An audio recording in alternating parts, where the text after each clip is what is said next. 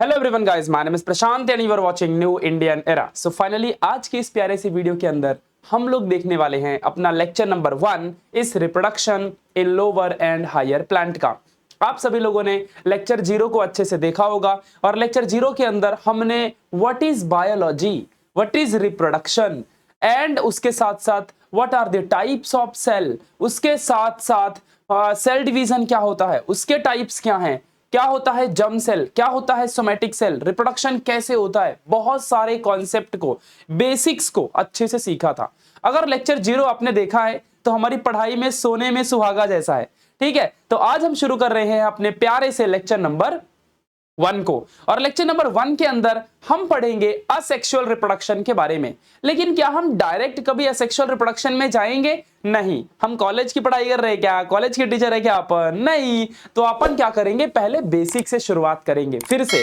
मतलब कि लेक्चर 0 में जो देखा वो आप अच्छे से देख लो, थोड़ा सा उसे रिवाइज करेंगे, बट रिवाइज करने में इतना टाइम वेस्ट नहीं करना क्योंकि वीडियो लेक्चर अवेलेबल है ना, तो उसको वापस तुम देख सकते हो 2x की स्पीड में, है ना। तो उसको देखने का अब मुझे कमेंट बॉक्स में ये बताओ आप सभी लोग कि तुम में से कितने लोगों ने प्लेन पेपर में अच्छे से नोट्स बनाई है।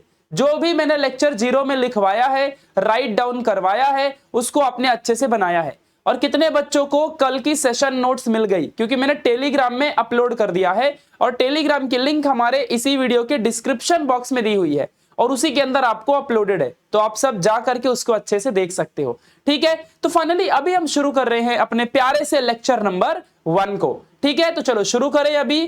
ठीक है, चलो बहुत बढ़िया। कमेंट में बताना जरा कि लेक्चर 0 का वीडियो कैसा था। ठीक है, और आज के इस वीडियो को भी अपने सभी दोस्तों में शेयर जरूर किया करो यार। और वीडियो को लाइक नहीं करते हो तुम लोग, तो अगर अच्छी लगती है तो लाइक कर दिया करो, अच्छी नहीं लगती तो अब क्या ही कर सकते हैं। ठीक है, तो चलो शुरू करें अभी। तो reproduction in lower and higher plants, ये हमारा चैप्टर है। तो चलो शुरुआत करते हैं फिर आज के इस प्यारे से चैप्टर की। तो गाइस, जैसा कि तुम सब जानते हो कि what is the meaning of reproduction, तो हम सब ने कल देखा था कि रिप्रोडक्शन का मतलब क्या होता है। Production of young one like parents. क्या होता है रिप्रोडक्शन का मतलब? रिप्रोडक्शन का मतलब होता है कि एक नए इंसान का प्रोडक्शन करना, जैसे हमारे पेरेंट्स होते हैं वैसे। दूसरी चीज, ये एक एसेंशियल प्रोसेस है। रिप्रोडक्शन क्या होता है? It is essential process. कैसा प्रोसेस है ये? It is an essential process. कल मैंने टी शर्ट भी पहनी थी, it is reproduction, and reproduction जरूरी है। आज तो 1 in बिलियन है ना, क्योंकि आज बहुत सारे कॉन्सेप्ट सीखने हैं। दूसरी चीज हमने देखी थी कि रिप्रोडक्शन का एग्जैक्टली डेफिनेशन क्या थी। तो यहां पे हमने देखा था कि फॉर्मेशन, थोड़ा अच्छे से लिख देता हूं। ठीक है, आप लोग रिवाइज करना, जिस बच्चे ने नोट्स में ऑलरेडी लिख लिया है वो सिर्फ ये वाली लाइन अच्छे से अपडेट कर लो, बाकी सब सेम टू सेम है। ठीक है, ध्यान देना अच्छे से। तो process of production of new species from pre existing का मतलब जो पहले से ही एग्जिस्ट करता है, प्री एग्जिस्टिंग स्पेसीज। फॉर क्यों रिप्रोडक्शन करना है? तो फॉर कंटिन्यूएशन ऑफ लाइफ। अगर रिप्रोडक्शन नहीं होगा तो क्या हमारी जीवन आगे बढ़ेगी? सारे के सारे लिविंग ऑर्गेनिज्म मर जाएंगे इस दुनिया से। ठीक है, तो इस बात को ध्यान देना। तो process of production of new species from pre existing species for continuation of life. तो what is the meaning of species बच्चा पार्टी? स्पेसीज का मतलब क्या होता है, इतना तो समझ गया होगा। तो स्पेसीज क्या होता है? Group of living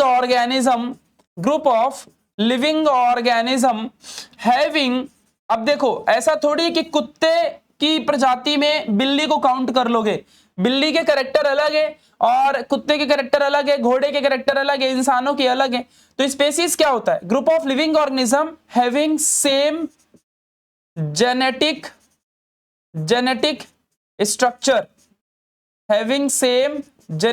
structure. इस बात को ध्यान देना। तो व्हाट इज स्पेसीज, कभी किसी ने आपसे, कॉलेज के टीचर ने, स्कूल के टीचर ने, ट्यूशन के टीचर ने पूछ लिया, आप सब न्यू इंडियन एरा के बच्चे पीछे नहीं होने चाहिए। न्यू इंडियन एरा एनआई के बच्चे सीधे धमाका मचाना चाहिए। भर दो 1 लाख रुपए फीस जहां भरनी है, लेकिन इधर से पढ़ के उधर का हर आंसर देने का, नाक मत कटवा लेना। ठीक है, पहले बता रहा हूं कंपटीशन बहुत तेज है। चलो अब आगे बढ़े, तो ये हो गया रिप्रोडक्शन के बारे में। तो बच्चा पार्टी अब हम शुरुआत करेंगे, अब हम देखेंगे, इतना आपने लिख के ले लिया, राइट डाउन करके ले लिया कि नहीं कर लिया? तुम लोग सबसे बड़ी गलती यही करते हो कि लिखते नहीं हो, and this is the reason कि तुम सब पीछे हो जाते हो और फिर कुछ नहीं कर पाते, ये प्रॉब्लम है सबसे बड़ी।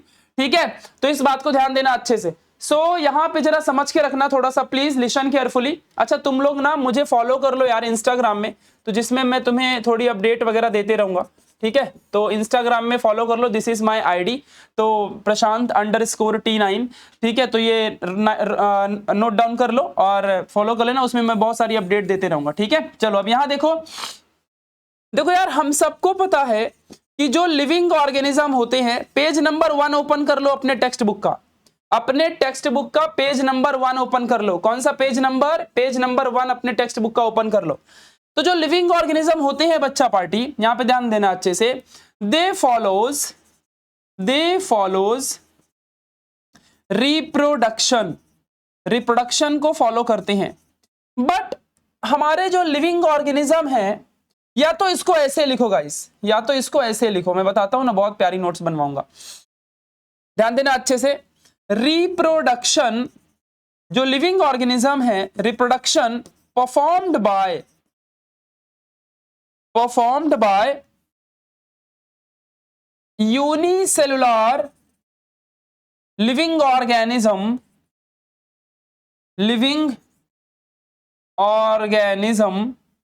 एंड मल्टीसेलुलर लिविंग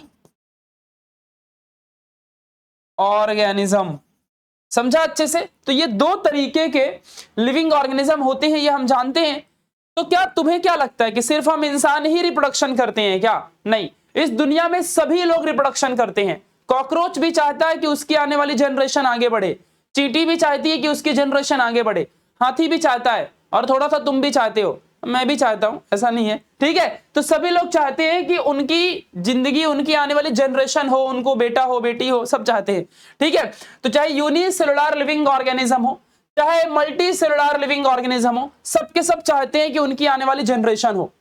तो बच्चा एक तुम मुझे एक बात बताओ सभी लोग, कि यूनिसेलुलर लिविंग ऑर्गेनिज्म में ऐसे कौन से, क्या प्लांट में भी लिविंग ऑर्गेनिज्म होते होंगे यूनिसेलुलर? यूनिसेलुलर का मतलब जिसमें सिंगल सेल होता हो, मतलब एक ही सेल से उसकी बॉडी बनी हो, एक छोटा सा सेल होता है उससे बॉडी बनी हो, है ना, उसी से वो रिप्रोडक्शन करेगा, उसी से वो एक्सक्रीशन, डाइजेशन, सर्कुलेशन सब उसी में करेगा।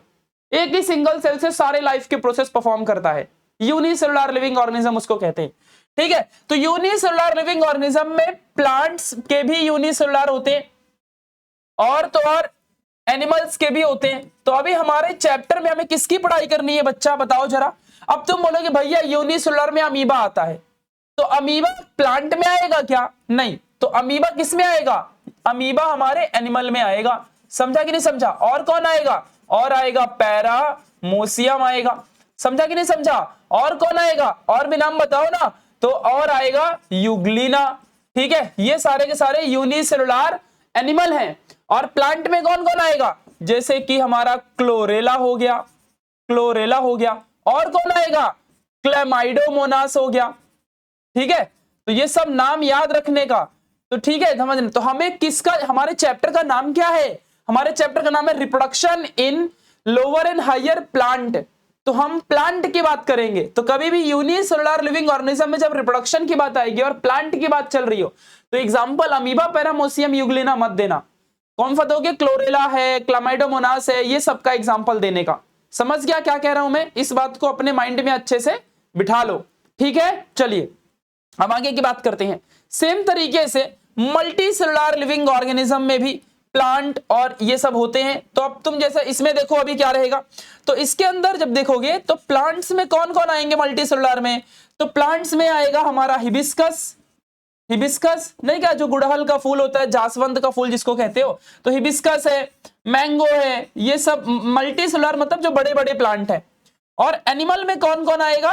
तो सभी लोग आएंगे। एनिमल में हॉर्स है, और कितने सारे बताऊं अब ठीक है, एनिमल तो एनिमल है, डॉग लिख लो, समझ गया ना, ध्यान देना अच्छे से। तो इस तरीके से सारे के सारे लिविंग ऑर्गेनिजम्स आएंगे। तो ये थोड़ा सा एग्जांपल इसलिए बता रहा था क्योंकि आपको क्लियरिटी हो अच्छे से, जिससे कि आप सारी इंफॉर्मेशन को अच्छे से समझ सको। समझा? अब बच्चा पार्टी हमें कुछ मोस्ट इंपॉर्टेंट चीजों को समझना है कि यूनिसेलुलर लिविंग ऑर्गेनिज्म और मल्टी सेलुलर लिविंग ऑर्गेनिज्म में प्लांट्स के अंदर की रिप्रोडक्शन की बात करनी है। हम एनिमल की बात करेंगे क्या? नहीं, एनिमल तो चैप्टर नंबर 2 है। आप अपना बायोलॉजी में देखो जरा, चैप्टर नंबर 2 है कि रिप्रोडक्शन इन लिविंग ऑर्गेनिज्म, और आई थिंक चैप्टर का नाम है reproduction in lower and higher animals. तो एनिमल्स की स्टडी चैप्टर 2 में होगी। चैप्टर 1 के अंदर हम सिर्फ प्लांट की बातें करेंगे। तो चलो देखते हैं अभी कि यूनिसेलुलर लिविंग ऑर्गेनिज्म और multi cellular living organism plants में किस तरह से रिप्रोडक्शन होता है। ठीक है, ध्यान देना अच्छे से। तो अब हम यहाँ पे समझने जा रहे हैं कि यूनिसेलुलर लिविंग ऑर्गेनिज्म जो प्लांट्स है, तो प्लांट्स में किस किस तरह से ये लोग रिप्रोडक्शन परफॉर्म करते हैं। तो सबसे पहला हमारा जो सबसे फर्स्ट टाइप है वो है हमारा प्यारा सा बडिंग। इस बात को आपको ध्यान देना है। फिर हमारा दूसरा सबसे इंपॉर्टेंट है स्पोर फॉर्मेशन, इसके बारे में हम डिटेल में पढ़ेंगे। इसके बाद हमारा सबसे प्यारा, आई थिंक बस बडिंग और स्पोर फॉर्मेशन ही तो है, दो ही है, और इसके अलावा इसमें कोई है ही नहीं। अच्छा, एक और है हमारा है दूसरा, इसके बाद बाइनरी फिजन है। तो बाइनरी फिजन के बारे में यहां पे देख लो। फिर उसके बाद और है, मतलब पता है आपको, एक से दो और है, जैसे कि कोनिडिया फॉर्मेशन हो गया, तो ये देख लो अच्छे से, कोनिडिया फॉर्मेशन हो गया, तो ये आपको ध्यान देना अच्छे से। फिर उसके बाद हो गया गैम्यूल फॉर्मेशन, ये सब क्या होता है अभी बताऊंगा। तो गैम्यूल फॉर्मेशन हो गया। तो ये सारे के सारे यूनिसेलुलर लिविंग ऑर्गेनिज्म के तरीके हैं। अभी जैसे हम लोग भी रिप्रोडक्शन करते तो हमारे करने के तरीके तो वैसे यूनिसेलुलर लिविंग ऑर्गेनिज्म प्लांट्स की स्टडी कर रही है। प्लांट के एनिमल की स्टडी चैप्टर 2 में होगी, लिख लो कहीं, ये प्लांट का है। तो यूनिसेलुलर लिविंग ऑर्गेनिज्म में, प्लांट्स के अंदर जो यूनिसेलुलर लिविंग ऑर्गेनिज्म है, इतने तरीकों से रिप्रोडक्शन करते हैं, इतने तरीके हैं रिप्रोडक्शन करने के उनके अंदर। इस बात को आपको अच्छे से ध्यान देना है। अब उसी तरह से हम लोग बात करेंगे मल्टी सेलुलर लिविंग ऑर्गेनिज्म के अंदर कि इसके अंदर कितने तरीके होते हैं। तो सबसे पहला तरीका है फ्रैगमेंटेशन का। अब तुम्हारे बुक में ना आगे पीछे बहुत लिखा हुआ है, तो मैं उसको प्रॉपर अच्छे से लिखवा देता हूं। तो फ्रैगमेंटेशन के बाद हमारा आएगा वेजिटेटिव रिप्रोडक्शन। आपको पता है बच्चा पार्टी, बडिंग्स यहां भी होती है, लेकिन ये जो बडिंग है ये मैं आगे अच्छे से आपकी बुक में नहीं दिया हुआ है। फ्रैगमेंटेशन, वेजिटेटिव रिप्रोडक्शन दिया हुआ है, बडिंग नहीं दिया हुआ है। बडिंग सिर्फ यूनिसेलुलर वाला बडिंग दिया है, यहां लिखा है यूनिसेलुलर वाला बडिंग दिया है। फिर फ्रैगमेंटेशन आपकी बुक में देख रहे हो कैसे उल्टा से उल्टा दिया है। पहले फ्रैगमेंटेशन दिया होगा पेज नंबर 1 में देखो, फिर बडिंग दिया है। तो सोचो ना, ये आपकी बुक में ना ऐसे बाइफरकेट नहीं किया है कि मल्टी सेलुलर यूनिसेलुलर है, उसने सीधे रिप्रोडक्शन की शुरुआत कर दी है, ऐसा कर दिया है। समझ रहे हो मैं क्या बोल रहा हूं? तो ये सारी चीजें बहुत ज्यादा जरूरी है। तो इस तरीके से थोड़ा सा आपको कॉन्सेप्ट को अपने समझ के चलना पड़ेगा, जो कि सीरियसली बहुत ज्यादा इंपॉर्टेंट है आप सभी लोगों के लिए। क्लियर है मैं क्या कह रहा हूं? पक्का समझाना अच्छे से, इस बात को ध्यान देना। तो ये सारी चीजें, अभी जैसे बडिंग इसमें भी है, तो और भी टिश्यू कल्चरिंग भी आएगा, तो वो भी लिख ही देता हूं मैं, है ना। तो ये भी लिख देता हूं। तो इस तरीके से सारा का सारा multi cellular living organism as well as unicellular living organism में इस तरह से रिप्रोडक्शन होते हैं। लेकिन बच्चा पार्टी, जो भी मैंने ये रिप्रोडक्शन के टाइप्स यहां पे लिखे हैं, ये सबके सब असेक्सुअल रिप्रोडक्शन के टाइप हैं, इस बात को ध्यान देना। तो ये इन सब को डिटेल में पढ़ने से पहले हम पहले ये जानेंगे कि रिप्रोडक्शन के कितने टाइप होते हैं, कौन कौन किस तरह से रिप्रोडक्शन करता है। समझा कि नहीं समझा? तो चलो आ जाओ फटाफट। तो ये अच्छे से एक बार लिख लो वीडियो पॉज करके, फिर वापस से और अच्छे से इसको डिटेल में समझाता हूं। ठीक है, अब देखो यहां पे, तो सबसे इंपॉर्टेंट चीज है कि जो रिप्रोडक्शन है यहां पे जरा सभी लोग ध्यान देना। हम सबको मालूम है कि रिप्रोडक्शन दो तरीके से होता है। तो सबसे पहला है असेक्सुअल रिप्रोडक्शन और दूसरा है हमारा सेक्सुअल रिप्रोडक्शन। ये हमें मालूम है, बचपन से पढ़ते आ रहे हैं। मतलब सीधी भाषा में बोलूं ना, तो एक में पास में आके करते हैं और एक में दूर से ही कर लेते हैं। मतलब जिसमें पास में आके करते हैं उसमें दो लोग की जरूरत है, और जिसमें दूर से करते हैं वो अकेले ही कर सकता है। ठीक है, ध्यान देना। तो चलो देखते हैं कि असेक्सुअल रिप्रोडक्शन कैसा है। तो सबसे पहले जानते हैं कि असेक्सुअल रिप्रोडक्शन यूनिपेरेंटल है कि नहीं है? है, मतलब यूनि मतलब सिंगल। हाँ, तुम अपने को देख लो, तुम ही सिंगल हो ना। हाँ, तो यूनिपेरेंटल होता है। दूसरी चीज, इसमें without gamete formation, without gamete ही रिप्रोडक्शन हो जाता है। दूसरी बात, इसमें production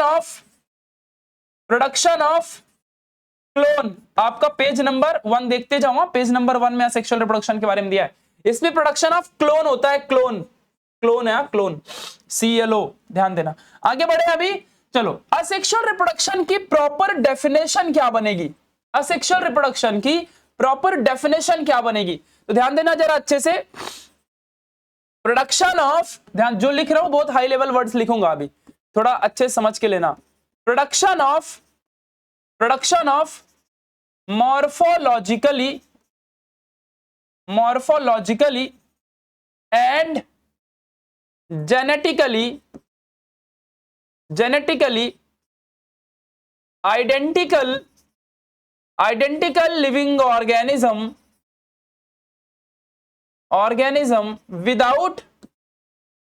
without fusion of gamete.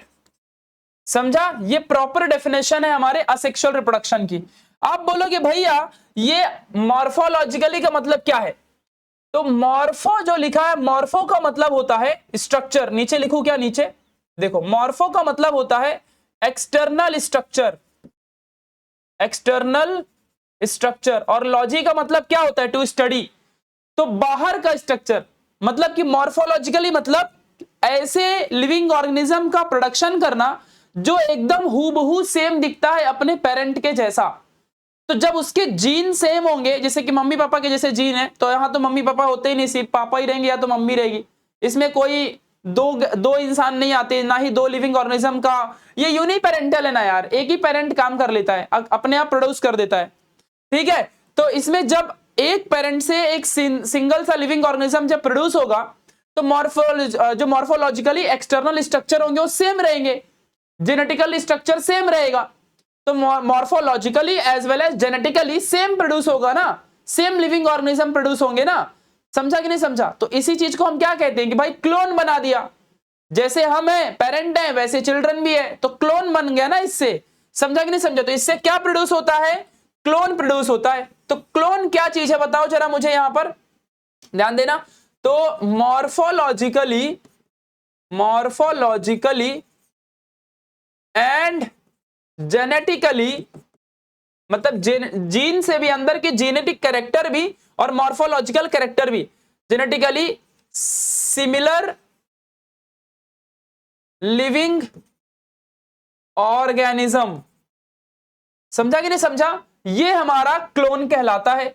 मतलब क्लोन मतलब कैसा कि जो एक लिविंग ऑर्गेनिज्म पेरेंट है उसी के जैसा सामने वाला लिविंग ऑर्गेनिज्म आ जाता है।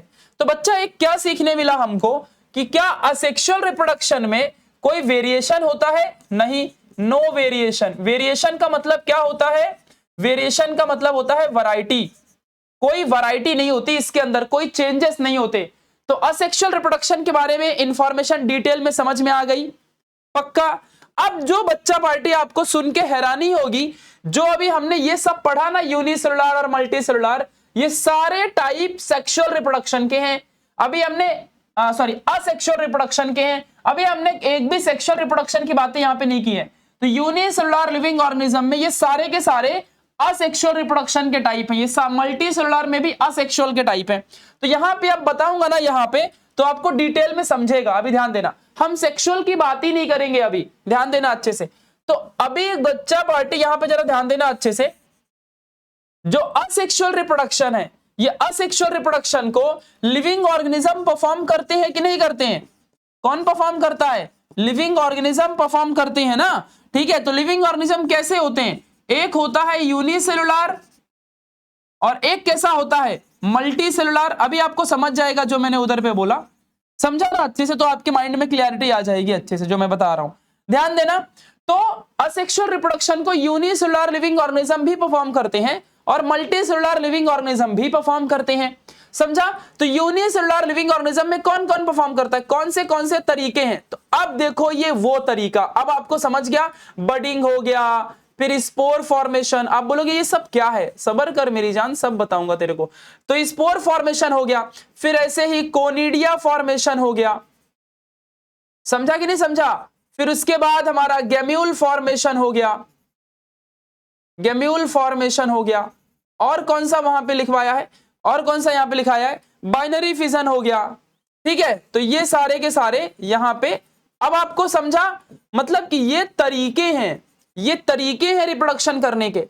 इतने तरीकों से unicellular living organism asexual reproduction करता है, समझा अच्छे से। अब मल्टीसेलुलर लिविंग ऑर्गेनिज्म कैसे करेगा, तो ये एक तरीका है फ्रैगमेंटेशन, फ्रैगमेंटेशन करके reproduction, multicellular living organism asexual reproduction करेगा। इसमें भी बडिंग होती है, डिटेल में समझाऊंगा। फिर वेजिटेटिव प्रोपगेशन होता है, वेजिटेटिव प्रोपगेशन, तो वेजिटेटिव प्रोपगेशन होता है। तो ये सारे के सारे तरीके अब आपको समझ गया डिटेल में कि देखो reproduction unicellular multicellular living organism करते हैं, लेकिन जो मैंने यहां लिखाया है ये असेक्सुअल रिप्रोडक्शन के पार्ट हैं। हम सेक्सुअल की बात करेंगे अभी नहीं, पेज नंबर 2 में जाके देखो, वहां से सेक्सुअल रिप्रोडक्शन शुरू होगा, अभी नहीं शुरू होगा, पेज नंबर 2 और 3 समथिंग, 3 से शायद, तो वहां भी नहीं शुरू होगा। समझा ना क्या कह रहा हूं मैं, अभी सिर्फ हम, अब देखो ये सब समझाने के लिए पहले मैंने आपको ये समझा दिया, ठीक है। अब हम यहां पे एकदम डिटेलिंग कर दिया मैंने कि रिप्रोडक्शन में भी सेक्सुअल असेक्सुअल दो हैं, अभी हम सिर्फ असेक्सुअल की बात कर रहे हैं। असेक्सुअल में इस तरीके से, अब लिविंग ऑर्गेनिज्म तो कोई सिंगल सेल वाला भी होगा ना, और डबल सेल वाला, मल्टीपल सेल वाला भी होगा ना, तो मल्टीपल सेल वाला कैसे असेक्सुअल रिप्रोडक्शन करता है, और यूनिसेलुलर यानी सिंगल सेल वाला कैसे असेक्सुअल रिप्रोडक्शन करता है, तो इतने सारे टाइप से करता है। अब इस सारे टाइप के बारे में हमें इंफॉर्मेशन अच्छे से गेन करनी है, समझ गया मैं क्या कह रहा हूं। तो ये सारी चीजें हमारी इंफॉर्मेशन है, इसको फटाफट एक बार राइट डाउन कर लो। तो अब हम लोग आगे बढ़ते हैं गाइस, यहां पर बहुत ही अच्छे तरीके से यहां पे चीजों को समझेंगे। यहां तक कंफ्यूजन तो कोई नहीं ना, पक्का ये सब असेक्सुअल के टाइप है, इतना ध्यान देना, बस मैंने आप लिखा है। अभी हम सेक्सुअल रिप्रोडक्शन की बात नहीं कर रहे हैं और ना ही एनिमल की बात कर रहे हैं, हम सिर्फ प्लांट के अंदर असेक्सुअल रिप्रोडक्शन के टाइप को लिखा है। देखो यहां पे डिटेल में बता दिया, सेक्सुअल की बात ही नहीं किया है, ठीक है, ध्यान देना अच्छे से। आप चाहिए तो ये स्लाइड में कुछ लिखो ही मत, बस ये थोड़ा सा अच्छी इंफॉर्मेशन इसलिए मैंने लिखा दिया, राइट डाउन कर लो, अच्छी चीज होती है। चलिए तो अब आगे बढ़े, डिटेलिंग समझ गया। अब हम इसमें से एक एक करके सारी इंफॉर्मेशन को डिटेल में समझेंगे। तो सबसे पहले यूनिसेलुलर लिविंग ऑर्गेनिज्म में बडिंग के बारे में पढ़ेंगे, ठीक है, ध्यान देना अच्छे से। तो सबसे पहले हम क्या पढ़ने जा रहे हैं बच्चा पार्टी, बडिंग के बारे में, इसके बारे में पढ़ने जा रहे हैं, बडिंग के बारे में। पेज नंबर 1 में देखना, आपके बुक में बहुत इधर उधर दिया है, मैं सारे टॉपिक कवर करूंगा, बट मैं ज्यादा इंफॉर्मेशन आपकी किताब से दे रहा हूं, आपकी बुक से भी ज्यादा इंफॉर्मेशन। हम लोग नीट लेवल सीटी लेवल में भी फोकस कर रहे हैं, एक एक चीज को डिटेल में पढ़ने की कोशिश कर रहे हैं, ठीक है। ऐसा नहीं कि ऊपर ऊपर से भगा के निकाल दो, ऐसा कोई कंटेंट आपको मिलेगा क्या, आपके 80-90 हजार भर दो जाके क्लास में। चलो बडिंग की बात करते हैं। तो बडिंग यहां पे जरा ध्यान देना अच्छे से, performed by unicellular as well as multicellular living organism। अब बोलोगे भैया ऐसा कैसे, देखो यहां पे अभी क्या लिखा है मैंने, इधर बुद्धू नहीं हो ना, तो असेक्सुअल रिप्रोडक्शन मल्टीसेलुलर में भी बडिंग होता है, यूनिसेलुलर में भी बडिंग होता है। तो अभी हम लोग किसमें पढ़ेंगे, यहां पे ध्यान दो, अभी हम लोग यहाँ पे यूनिसेलुलर में अभी देखेंगे, फिर हम मल्टीसेलुलर में देखेंगे। तो देखो यहाँ पे जरा ध्यान देना, आपका बुक में ध्यान दो, मोस्ट, देखो मैं कैसे नोट्स बना रहा हूं, एक साथ दोनों को कवर कर दूंगा। तो मोस्ट कॉमनली परफॉर्म्ड बाय, देखो अगर जिस बच्चे की नई किताब होगी उसके में ये लिखा होगा प्रोटोसिफॉन एंड यीस्ट, प्रोटोसिफॉन एंड यीस्ट, और अगर जिसकी पुरानी बुक होगी उसके में प्रोटोसिफॉन नहीं लिखा होगा। आप बोलोगे भैया ये प्रोटोसिफॉन होता क्या है, तो ये एक genus of, extra information, genus of green algae, green अलगी, genus of green अलगी होता है ये, ठीक है। अच्छा, ग्रीन अलगी को और क्या कहते हैं? ग्रीन अलगी का दूसरा नाम है, यहां पे जरा ध्यान दो अच्छे से, क्लोरोफाइसी, क्लोरोफाइसी, ध्यान देना अच्छे से, क्लोरोफाइसी। क्लोरो वर्ड का मतलब क्या है? हैविंग, क्लोरो वर्ड का मतलब क्या है? Having chlorophyll, chlorophyll b. Chlorophyll b क्या होता है और डिटेल में जानो। Chlorophyll b it is a pigment, it is pigment. Pigment मतलब क्या होता है? पिगमेंट मतलब कलर होता है। अब लोग भैया आप तो अंदर घुसा दिए पूरा अंदर तक। हाँ तो बेटा बायोलॉजी में पढ़ने में तभी मजा आता है जब डिटेल हो। तो what is protosiphon? It is a living organism which is a type of green algae. Green algae को साइंटिफिक भाषा में क्लोरोफाइसिया कहते हैं, और क्लोरोफाइसी में जो क्लोरो का वर्ड है उसका मतलब क्लोरोफिल बी ये कंटेन करता है। क्लोरोफिल के वजह से ही इसके पास हरा कलर होता है। क्लोरोफिल एक कलर है, कौन सा कलर? Chlorophyll b. ऐसे क्लोरोफिल ए होता है, ज़ैंथोफिल होता है, ऐसे बहुत सारे टाइप होते हैं इसके। समझ रहे हो कि नहीं समझ रहे हो मैं क्या बोल रहा हूं? इन बातों को अच्छे से अपने माइंड में बिठा के रख लो, ठीक है, ध्यान देना। तो ये ग्रीन अलगी का टाइप है प्रोटोसिफॉन। अगर मैं और डिटेल में आपको बताऊं, थोड़ा और घुस जाते, चलो एक्स्ट्रा इंफॉर्मेशन जानते हैं कि जो ग्रीन अलगी है इसमें से, तो एक काम करते हैं ना, ये अलगी के टाइप को समझते हैं कि अलगी कितने टाइप का होता है। तो देखो यहां पे जरा ध्यान देना अच्छे से, क्या पढ़ेंगे अभी, थोड़ा सा और पढ़ ही रहे हैं तो एक्स्ट्रा इंफॉर्मेशन जान लेते हैं। तो टाइप्स ऑफ अलगी ये जान लेते हैं।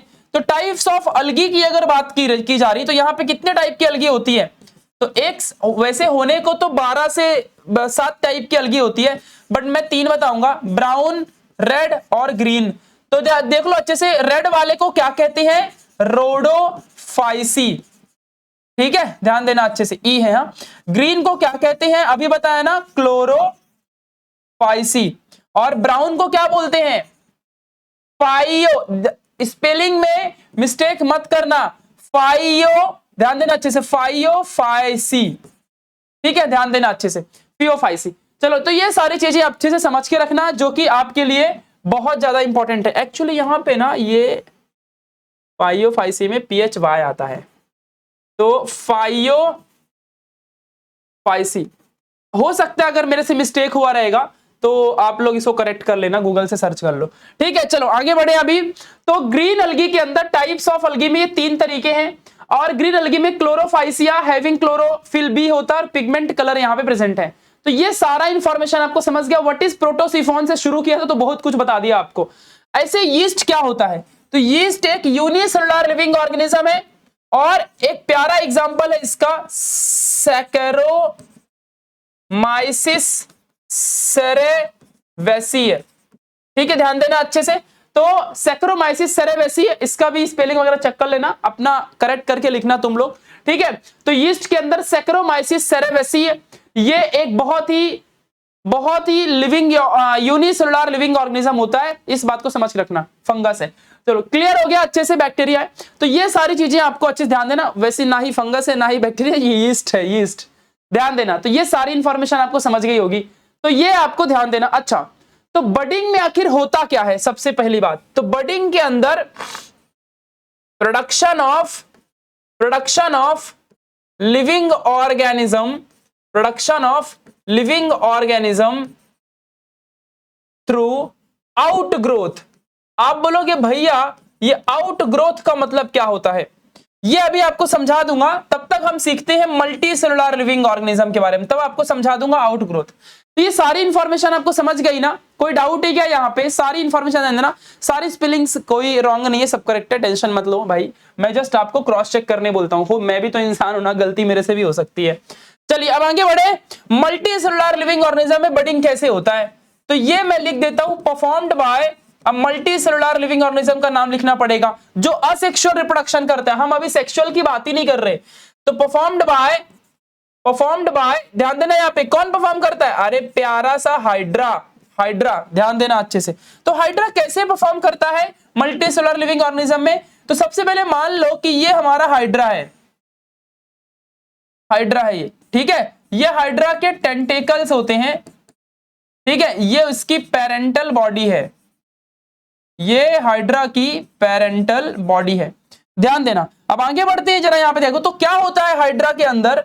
ये हाइड्रा क्या करेगा खुद को, ये हाइड्रा यहां पे देखो इसको आउट ग्रोथ आया तो इसको बोलेंगे आउट ग्रोथ, मतलब कि ये खुद को बड, इसी को कहते हैं बड। बड समझा कि नहीं समझा। और इसी बड के थ्रू आगे ग्रोथ करके और ये आगे पूरा का पूरा बड़ा हो जाता है। ठीक है, मतलब क्या होगा, ये आगे बड़ा होगा, एक बड़ा हाइड्रा बनेगा और बाद में वो हाइड्रा डिटैच हो जाता है और गिर जाता है। सारा न्यूट्रिशन इसी पेरेंट वाले से लेके ये बड़ा होता है ना। तो ये मल्टी सेलुलर लिविंग ऑर्गेनिज्म का हो गया, ये यूनिसेलुलर लिविंग ऑर्गेनिज्म की इंफॉर्मेशन हो गई। तो बडिंग भाई दोनों में होती है, मल्टी बोलेगा तो हाइड्रा में और यूनी बोलेगा तो प्रोटोसिफॉन और यीस्ट के अंदर। यीस्ट का दूसरा नाम सैक्रोमाइसिस सेरेवेसी है। प्रोटोसिफॉन क्या होता है, जीनस ऑफ ग्रीन अलगी। इतना नहीं लिखना एग्जाम में, बस इतना ही लिखना है, बस और कुछ नहीं। ठीक है, बडिंग इसमें production of living organism through out growth, ये लिख देना अच्छे से। ठीक है, ध्यान देना अच्छे से। तो अब आगे की इंफॉर्मेशन ज्यादा बताया मैंने। ये अलगी के टाइप 3 होते हैं। ग्रीन अलगी को क्लोरोफाइसी कहते हैं। क्लोरो का मतलब क्लोरोफिल बी। क्लोरोफिल बी एक पिगमेंट है जिसको कलर कहते हैं, जिसकी वजह से कलर आता है। हमारी जो पत्तियां होती है, प्लांट की लीफ होती है, वो ग्रीन क्यों होती है, क्योंकि उसके पास क्लोरोफिल बी प्रेजेंट होता है पिगमेंट के वजह से। पिगमेंट मतलब कलर होता है। तो ये सारे इंफॉर्मेशन आपको समझ गया। अभी तक हमने बडिंग को पढ़ लिया अच्छे से। आपकी बुक में इतना जानकारी नहीं दिया रहेगा, उतना हमने पढ़ लिया। अच्छा, आपकी बुक में बडिंग की एक बहुत अच्छी डायग्राम भी दी हुई है, तो उस डायग्राम को यहां पे आ जाओ, मैं आपको समझा देता हूं। ठीक है, आप सब लोग देख लो, ये आपकी बुक में डायग्राम दी हुई है। ठीक है, देखो तो देखो ये चेन ऑफ बर्ड्स है, तो इसको हम क्या कहेंगे, आउट ग्रोथ कहेंगे। क्या कहेंगे इसको हम, आउट ग्रोथ। यही बड है। ठीक है, और ये क्या है, मदर सेल। हालांकि ये पेरेंटल सेल है, पेरेंटल सेल है, सेल पेरेंटल सेल। ठीक है, अच्छा ये पेरेंटल सेल क्या करता है, provides nutrition to the birds. ठीक है, ये बर्ड्स क्या होंगे, पहले इससे ये बनेगा, फिर ये न्यूट्रिशन लेगा मदर सेल से, फिर ये ग्रो करेगा, फिर ये इससे ये बनेगा, फिर ये न्यूट्रिशन लेगा इससे, फिर ये ग्रो करेगा, फिर ये इससे न्यूट्रिशन लेगा, और बाद में जब ये सारे ग्रोथ हो जाएंगे तो यहां से ये डिटैच हो जाते हैं, फिर ये मर जाएगा, फिर आगे बढ़ेगा, फिर ये मर जाएगा, फिर ऐसे आगे। तो ये ऐसे ही बडिंग होती रहती है ना। इसमें कोई दो पेरेंट आए क्या, नहीं, एक ही पेरेंट से दूसरे बन रहे हैं ना। ये यूनिसेलुलर में असेक्सुअल रिप्रोडक्शन हो रहा है। जैसा ये दिखेगा वैसा ये भी दिखेगा, है ना। मॉर्फोलॉजिकली जेनेटिकली सेम होंगे ये, है ना। कोई वेरिएशन होगा इसमें, नहीं, कोई वेरिएशन नहीं होगा, कोई वैरायटी नहीं है, एक ही टाइप के प्रोड्यूस हो रहे हैं। समझ में आ रहा है कि नहीं समझ में आ रहा है क्या बोल रहा हूं। तो इस चीज को अच्छे से अपने माइंड में बिठा लो। चलिए अब हम पढ़ने जा रहे हैं अपना स्पोर फॉर्मेशन के बारे में। इसके बारे में, स्पोर फॉर्मेशन के बारे में। तो फटाफट जरा ध्यान दो अच्छे से। अब हम क्या देखेंगे, स्पोर फॉर्मेशन। तो सबसे पहली बात तो आधे बच्चों को बेसिक सी बात है, स्पोर के बारे में ही नहीं मालूम है कि आखिर स्पोर क्या होता है। ठीक है, देखो स्पोर क्या होता है, तो स्पोर के बारे में सबसे पहले लिख लो बेटा, ये है हमारा रिप्रोडक्टिव सेल विच प्रोड्यूसेस, इतना डिटेल में किसी टीचर ने नहीं बताया होगा। ठीक है, रिप्रोडक्टिव सेल विच रिप्रोड्यूसेस, ध्यान देना, which produces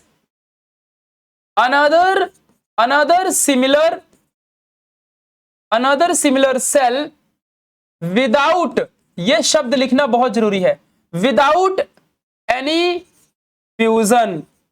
without any fusion, भाई फ्यूजन तो सेक्सुअल रिप्रोडक्शन में होता है ना, मेल गैमेट और फीमेल गैमेट का फ्यूजन होके जाइगोट बनता है। तो यहां पे कोई फ्यूजन नहीं होगा।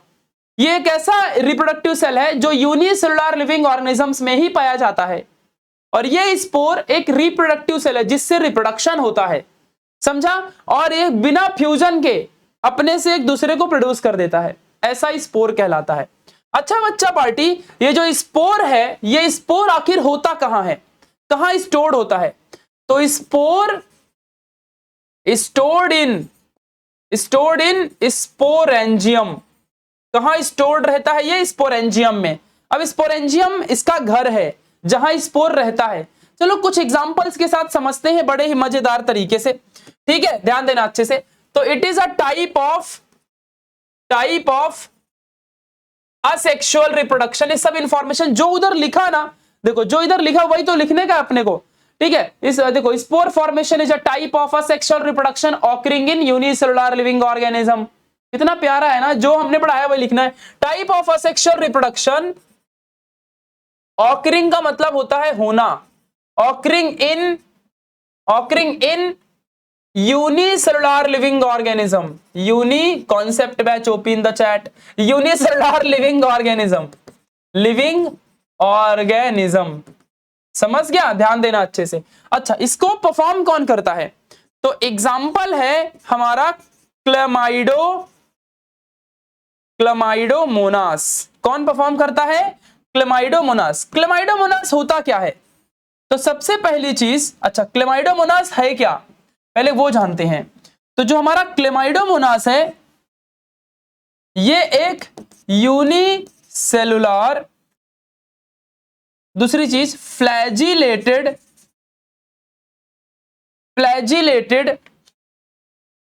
मोटाइल लिविंग ऑर्गेनिज्म है।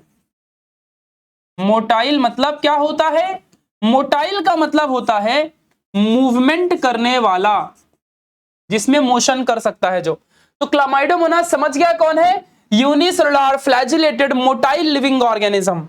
आप बोलोगे फ्लैजिलेटेड का मतलब क्या होता है? तो फ्लैजिलेटेड का मतलब होता है हैविंग थ्रेड्स और हेयर लाइक स्ट्रक्चर। अभी दिखाऊंगा हेयर लाइक स्ट्रक्चर। समझा कि नहीं समझा? इस बात को ध्यान देना। तो क्लियर है? कोई डाउट है किसी को, समस्या? अब थोड़ा इसको देखते हैं कैसे होता है ये। तो ये कुछ इस तरह से, यहां पे आप लोग सब लोग ध्यान दो, ये कुछ इसका इस तरह से, ये हमारा हो गया स्पोरेंजियम। ये क्या हो गया हमारा? स्पोरेंजियम। अब इसमें क्या होंगे? अब इसमें होंगे हमारे छोटे छोटे, यहां पे ये इस तरह से, ये हमारे छोटे छोटे कौन होंगे? ये हमारे छोटे छोटे जू स्पोर होंगे। अच्छा, जू स्पोर की मतलब क्या होता है? देखो यहां पे ये स्पोरेंजियम हो गया, ये कौन है? जू स्पोर। अरे वही स्पोर, कोई जू स्पोर बोल रहे हैं यहां पे, हालांकि ये किसका जू स्पोर है? तो ये, और अच्छा ये क्या है? ये है हमारा फ्लैजिलेटेड स्ट्रक्चर। तो एक स्पोरेंजियम मतलब ये स्टोरेज है, और जिसके अंदर छोटे छोटे जू स्पोर प्रेजेंट होते हैं, और इसी से ये नया नया क्लमाइडोमोनास पैदा होता है। तो ये स्पोर फॉर्मेशन के थ्रू क्लमाइडोमोनास के अंदर छोटे छोटे स्पोर आए, और स्पोर से ये बड़े बड़े क्लमाइडोमोनास प्रोड्यूस हुए। तो बहुत सारे क्लमाइडोमोनास आ गए, यूनिसेलुलर लिविंग ऑर्गेनिज्म का प्रोडक्शन हो गया। तो यहाँ पे कोई फ्यूजन हुआ नहीं, अपने से ही प्रोड्यूस हो गए। ठीक है, ऐसा होता है स्पोरेंजियम के अंदर। तो ये हमारा स्पोर फॉर्मेशन की सारी इंफॉर्मेशन है। किसी को कोई समस्या हो तो मेरे से पूछ लेना कमेंट में। अब बात करेंगे कोनिडिया फॉर्मेशन, गेम्यूल फॉर्मेशन और बाइनरी फिजन की। तो ये कोनिडिया और गेम्यूल फॉर्मेशन, अभी देखो जरा अच्छे से ध्यान देना। तो अब हम बात करेंगे कोनिडिया फॉर्मेशन की, और दूसरा कौन सा है हमारा? दूसरा है गैम्यूल या गैम्मा। तुम्हारे बुक में गैम्मा लिखा होगा, तो गैम्यूल और गैम्मा एक ही चीज है। तो गैम्यूल फॉर्मेशन की अब जरा ध्यान देना अच्छे से। हम किसकी बात, कौन से चैप्टर की पढ़ाई कर रहे हैं? Reproduction in lower and higher plant की पढ़ रहे हैं ना, एनिमल की पढ़ रहे हैं क्या? नहीं। तो यही चीज एनिमल में भी होता है। वो चैप्टर 2 का पहला पेज खोल के देख लो, ठीक है, ध्यान देना। तो यहां पे जो कोनिडिया फॉर्मेशन है ये यूनिसेलुलर लिविंग ऑर्गेनिज्म है। तो परफॉर्म्ड बाय, मैं सीधा एग्जांपल लिखूंगा, इतनी सी इंफॉर्मेशन आपकी बुक में दी हुई है। पेज नंबर 1 में राइट साइड में छोटा सा देखोगे ना पैराग्राफ, कैन यू रिकॉल के ऊपर वहीं लिखा है। तो परफॉर्म्ड बाय पेनिसिलियम। कौन परफॉर्म करता है? पेनिसिलियम। और गैम्यूल कौन करता है? तो गैम्यूल परफॉर्म्ड बाय मार्चेंसिया। कौन? मार्चेंसिया। दोनों कौन है? दोनों प्लांट है बच्चा। क्या है दोनों? ये प्लांट है। ये दोनों क्या है? ये प्लांट है, क्योंकि हम किसकी स्टडी कर रहे हैं? प्लांट्स की। इस बात को ध्यान देना अच्छे से। तो कोनिडिया फॉर्मेशन और गैम्यूल फॉर्मेशन दोनों प्लांट्स में होते हैं, और ये दोनों के दोनों यूनिसेलुलर लिविंग ऑर्गेनिज्म में होता है, यूनिसेलुलर ऑर्गेनिज्म के अंदर। इस बात को ध्यान देना। मल्टीसेलुलर में होगा क्या? नहीं होगा। अब लास्ट एक बचा हमारे यूनिसेलुलर का, लास्ट हमारे यूनिसेलुलर का बचा बाइनरी फिजन। बाइनरी फिजन बचा। कौन बचा? Binary fission. तो बाइनरी फिजन में जैसे मैं बोलूंगा, बच्चे एग्जांपल देते हैं भैया बाइनरी फिजन ना अमीबा में होता है। किसमें होता है बाइनरी फिजन? अमीबा में। लेकिन तुम एकदम गलत हो। अमीबा में क्यों होगा? अमीबा तो एनिमल है, एनिमल का पढ़ाई कर रहे हैं क्या? नहीं, प्लांट की पढ़ाई कर रहे हैं ना। तो बाइनरी फिजन इसमें किसका एग्जांपल दोगे? तो इसमें क्या लिखोगे? परफॉर्म्ड बाय यहां पे जरा ध्यान देना, plants as well as animals. तो एनिमल्स की अभी स्टडी करेंगे क्या? नहीं, फिर भी लिख देता हूं। तो एनिमल्स में किसमें होता है, ध्यान देना। तो अमीबा में होता है, फिर पैरामोसियम में होता है, फिर उसके बाद किसमें और होता है? यूग्लिना में होता है, इस तरीके से। तो यहां पर जरा ध्यान देना, अमीबा में एक बाइनरी फिजन का जो टाइप है सिंपल बाइनरी फिजन होता है। Simple binary fission class 10th science 2 chapter number 3 में पढ़ा था। इसके अंदर ट्रांसवर्स बाइनरी फिजन होता है और इसके अंदर लॉन्जिट्यूडिनल बाइनरी फिजन होता है। बाइनरी फिजन का मतलब एक सिंपल लिविंग ऑर्गेनिज्म को दो पार्ट में डिवाइड कर दो, ऐसा। लेकिन प्लांट्स में किसका एग्जांपल दोगे? तो प्लांट्स में डायटम्स सबसे बढ़िया एग्जांपल है। कौन है? डायटम्स। समझा क्या? इस बात को ध्यान देना। अच्छा, डायटम्स होते कौन है? तो डायटम्स ये बहुत इंपॉर्टेंट यूनिसेलुलर लिविंग ऑर्गेनिज्म है। यूनिसेलुलर लिविंग ऑर्गेनिज्म है जो क्या करते हैं? जो कार्बन डाइऑक्साइड को ऑक्सीजन में कन्वर्ट कर देते हैं। इतने डेंजर, मतलब इतने अच्छे हैं, प्यारे हैं, हमारे लिए बहुत अच्छे हैं। और दूसरा कौन है? दूसरा है हमारा क्लोरेला। तो हम प्लांट की पढ़ाई कर रहे हैं ना, तो हमारा सिर्फ प्लांट वाला एग्जांपल ही होना चाहिए। तो chlorella and diatoms are the examples of unicellular living organism in plants which performs binary fission. समझा? और एनिमल्स में ये अमीबा, पैरामोसियम, यूग्लिना है जो कि यूनिसेलुलर लिविंग ऑर्गेनिज्म है और असेक्सुअल रिप्रोडक्शन ही करते हैं। एनिमल में है, लेकिन एनिमल है ये। हम प्लांट की पढ़ाई कर रहे हैं, ये भी असेक्सुअल ही पढ़ते हैं। अभी हम असेक्सुअल ही पढ़ रहे हैं, सेक्सुअल में घुसे ही नहीं है। बोला ना मैंने अभी, समझा ना? तो सेक्सुअल में गए ही नहीं है। समझा कि नहीं समझा बच्चा पार्टी? तो मजा आ रहा है कि नहीं मजा आ रहा है पढ़ने में? तो इस चीज को अच्छे से ध्यान देना। सब लिखते चलो भाई, बहुत बोल रहा हूं ना, मजा पूरा बायो को रगड़ दूंगा, पढ़ते रहो बस। समझा अच्छे से? क्लियर है? ध्यान देना। तो ये सारा चीज यहां तक कॉन्सेप्ट क्लियर हो गया। अब क्या बचा भाई? अब हमारा ये बाइनरी फिजन हो गया, गैम्यूल हो गया, कोनिडिया, स्पोर, बडिंग सब हो गया। इधर से भी बडिंग करा दिया ना, मल्टीसेलुलर में हाइड्रा बडिंग कराया था। अब बचा फ्रैगमेंटेशन और वेजिटेटिव प्रोपगेशन। तो चलो इनको समझ के लेते हैं अब, ठीक है? आ जाओ। तो अब हम सीखने जा रहे हैं अपना प्यारा सा फ्रैगमेंटेशन। तो फ्रैगमेंटेशन के बारे में सीखेंगे। तो फ्रैगमेंटेशन किसका पार्ट है? मल्टीसेलुलर लिविंग ऑर्गेनिज्म का ना। तो यहां पे क्या लिखोगे? परफॉर्म्ड बाय, ये सब असेक्सुअल रिप्रोडक्शन का ही टाइप है, ये बात भूलना मत। सेक्सुअल की बात ही नहीं करने का अभी। परफॉर्म्ड बाय, ध्यान दो अच्छे से। देखो, आप कंफ्यूज नहीं होने का। रिप्रोडक्शन होता है ना, जो रिप्रोडक्शन दो तरीके से होता है, एक सेक्सुअल, एक असेक्सुअल। हम अभी सेक्सुअल की पढ़ाई नहीं कर रहे, सिर्फ सेक्सुअल रिप्रोडक्शन होता है, एक सेक्सुअल, एक असेक्सुअल। अभी हम सेक्सुअल की पढ़ाई नहीं कर रहे, अभी हम सेक्सुअल की असेक्सुअल की पढ़ाई कर रहे हैं, ठीक है? फिंगर यार, तो ये सेक्सुअल की पढ़ाई अभी हम नहीं कर रहे। नो, हम असेक्सुअल रिप्रोडक्शन पढ़ रहे हैं, ठीक है? फिंगर की भाड़ में तो असेक्सुअल में दो तरीके के लिविंग ऑर्गेनिज्म होते हैं, एक यूनी, एक मल्टी। तो अभी हम यूनी और मल्टी दोनों का पढ़ाई कर रहे हैं, ठीक है? लेकिन सेक्सुअल में नहीं, सिर्फ असेक्सुअल रिप्रोडक्शन, जिसमें पेरेंट का इन्वॉल्वमेंट नहीं होता है, सिर्फ सिंगल पेरेंट होते हैं।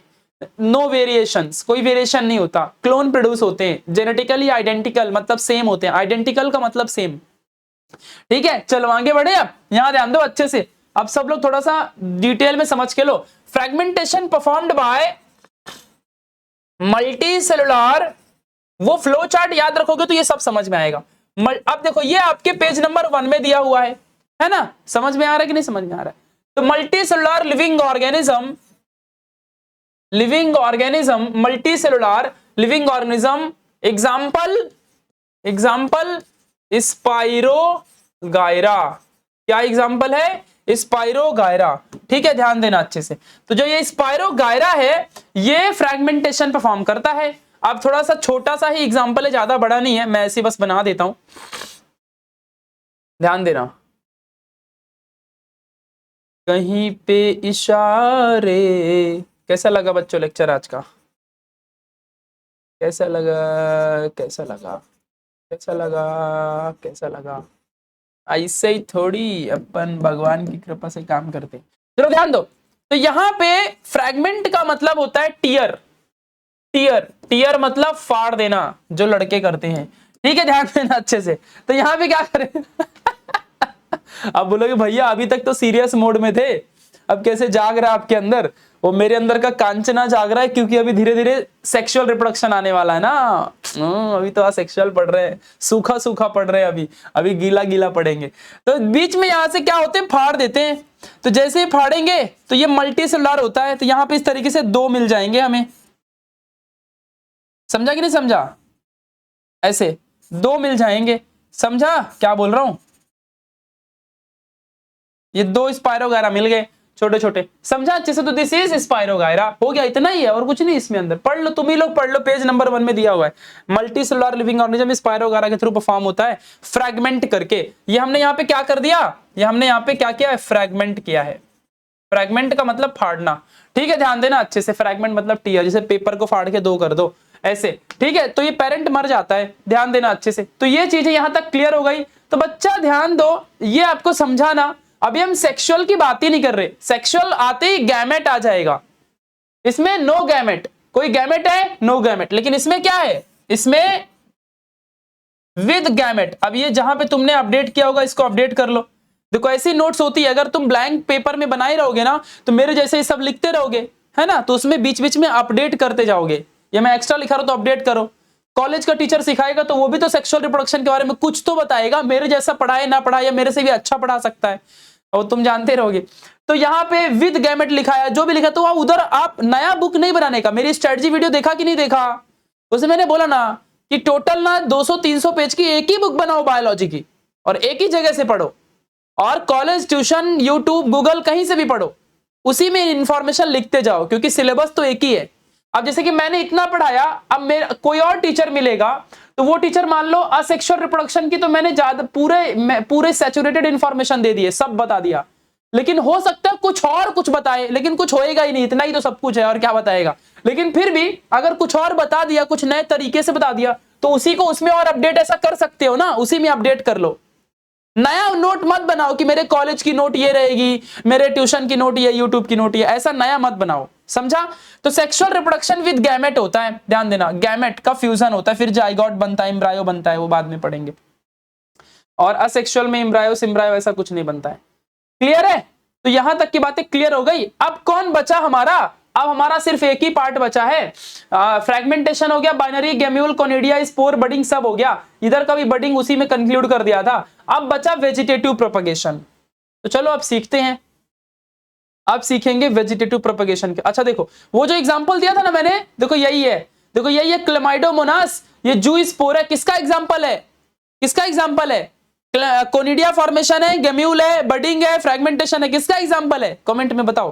ठीक है, तो देखो जू स्पोरेंजियम समझा ना, पेरेंट सेल होते हैं ऐसे, इस तरीके से। यही है हमारा, बुक में देखे भी रहोगे तुम लोग। तो चलो इसको उसी के सामने लगा देता हूं, नहीं तो बाद में बोलोगे भैया ये किधर का है ये। तो चलो स्पोर फॉर्मेशन के बाद उस डायग्राम को लगा दिया। अब आगे बढ़ते हैं। अब हम सीखने जा रहे हैं, अब हम सीखने जा रहे हैं अपना प्यारा सा, अब हम सीखने जा रहे हैं अपना प्यारा सा वेजिटेटिव प्रोपगेशन के बारे में इंफॉर्मेशन। ठीक है, चलिए ध्यान दो। तो अब हम सीखेंगे वेजिटेटिव प्रोपगेशन। प्रोपगेशन, ठीक है, ध्यान देना अच्छे से। तो प्रोपगेशन का मतलब पहले क्या होता है? प्रोपगेशन का मतलब to produce, to produce something, to produce something, कुछ तो प्रोड्यूस करना। वेजिटेटिव का मतलब क्या होता है? तुमने कभी जीवन में देखा है? वेजिटेटिव मतलब हैविंग, या तो ऐसे मत लिखो, इन्वॉल्वमेंट ऑफ, मैं ऐसा लिख देता हूं, सारी इंफॉर्मेशन बताऊंगा, डोंट वरी, सब डिटेल में बताऊंगा। Involvement of vegetation, vegetation. अब वेजिटेशन क्या होता है? वेजिटेशन आपके अपने गांव में होते हैं ना वेजिटेशन। वेजिटेशन का मतलब क्या होता है? मतलब जैसे कि पोटैटो, अरे वेजिटेबल्स यार, पोटैटो, स्वीट पोटैटो, है ना, ये सब बहुत चिंदी टॉपिक है। फिर ऐसे और भी टमाटर विमाटर सब लिख लो, ठीक है, ध्यान दो अच्छे से। अब इसमें पोटैटो में क्या होता है, आईज होती है कि नहीं होती है। स्वीट पोटैटो में क्या होता है, रूट हेयर्स होते हैं। देखा कि नहीं देखा है, स्वीट पोटैटो में छोटे छोटे हेयर्स होते हैं, मिट्टी के अंदर ही उगते हैं। तो इन चीजों को हम क्या बोलेंगे, इन चीजों को हम क्या बोलेंगे, वेजिटेटिव पार्ट। क्या बोलेंगे, वेजिटेटिव पार्ट। समझा कि नहीं समझा यहां तक का कॉन्सेप्ट अच्छे से? किसी को क्लियर है, किसी को कोई डाउट है तो मुझे जल्दी बता दो। समझ में आया ना मैं क्या बोल रहा हूं, इस बात को ध्यान देना, है ना। चलो 1 मिनट में मेरा माइक का कैमरा ये हो गया, बैटरी मैं लगा देता हूं वरना लफड़ा हो जाएगा। समझ में आया यहां तक? तो इसको फटाफट सभी लोग नोट डाउन कर लो। मैं जस्ट आता हूं, माइक, हाँ अभी जो बराबर है। हेलो हेलो, क्लियर है? चलो देखो अब, ठीक है। तो माइक की बैटरी खत्म हो जाती है ना, फिर आवाज आना बंद हो जाती है। चलो क्लियर हो गया अभी? हाँ देखो अब, तो ये हमारे वेजिटेटिव पार्ट है। देखो vegetative involvement of vegetations, potato, sweet potato और बहुत सारे, तो इनमें ये प्रेजेंट होते हैं। तो वैसे ही ये, जैसे कि अभी एक और है, मैं यहां पे लिखवा देता हूं, ब्रायोफाइलम। ब्रायोफाइलम, तो ब्रायोफाइलम में लीफ प्रेजेंट होता है, लीफ, तो वो भी वेजिटेटिव पार्ट हो गया उसका। समझा ना? आपने देखा रहेगा ना, ऐसे लीफ होती है, एक ये ब्रायोफाइलम है, फिर इसको भी छोटी छोटी लीफ होती हैं।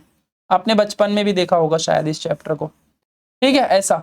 तो ये ऐसे रहता है कि नहीं रहता है, ठीक है। तो ये छोटी छोटी लीफ है, ये लीफ होती है ब्रायोफाइलम की पत्तियों की, ऐसे होता है। तो ये इसके वेजिटेटिव पार्ट हो गया। तो इसके डेफिनेशन क्या होगी, हमारे वेजिटेटिव रिप्रोडक्शन की डेफिनेशन क्या होगी, डेफिनेशन क्या होगी? तो इसके डेफिनेशन क्या होगी, ध्यान देना अच्छे से। Production of new living organism, multicellular में होता है, ध्यान देना, new living organism through vegetative part. देखो आलू हमेशा अपनी आईज, उसमें आईज होती ना, उसी में से बर्ड्स निकलते हैं और फिर बड़ा सा पोटैटो होता है। स्वीट पोटैटो उसकी जो रूट हेयर होती है उसकी वजह से। तो organism through vegetative parts is called as vegetative propagation. समझ गया अच्छे से, इस बात को ध्यान देना। चलिए, वेजिटेटिव प्रोपगेशन दो तरीके से होता है बच्चों। वेजिटेटिव जो प्रोपगेशन है, सारी इंफॉर्मेशन को एक ही जगह बढ़िया, देखो मेरा ब्लैंक पेज देखो मैं कैसे लिख रहा हूं, मेरी लाइन वाली पेज होती तो ऐसा लिख पाता क्या? हम लोग को भी वही बोलता हूं, मेरी बात सुनते कहां। तो वेजिटेटिव प्रोपगेशन जो होता है, ये वेजिटेटिव प्रोपगेशन दो मेथड से होता है। तो पहला है हमारा आर्टिफिशियल मेथड। एक काम करो, इसको उधर खिसका भी नहीं सकता वरना इसी में बता देता। चलो एक काम करता हूं, थोड़ा सा इसी में बता दो क्या, इसमें नहीं बताऊंगा, छोड़ो। देखो आ जाओ नए मेथड, नए पेज में चलते हैं। देखो तो देखो यहाँ पे, तो वेजिटेटिव जो प्रोपगेशन होता है, वेजिटेटिव प्रोपगेशन जो होता है, ये कितने मेथड से होता है? तो इसके दो मेथड्स हैं। कौन से? एक है नेचुरल मेथड और एक है हमारा आर्टिफिशियल मेथड्स। इस बात को ध्यान देना, कौन सा मेथड है? Artificial methods. चलो तो आर्टिफिशियल, अच्छा नेचुरल मेथड पहले समझते हैं। तो वेजिटेटिव प्रोपगेशन समझ गया ना, कि जो भी हमारा स्वीट पोटैटो है, उसी के आइस के थ्रू प्रोडक्शन हो जाता है, वेजिटेटिव पार्ट के थ्रू नेचुरली प्रोडक्शन होता है। तो नेचुरल, यहां पर नेचुरल मेथड्स के थ्रू क्या होता है? Production of new living organism naturally through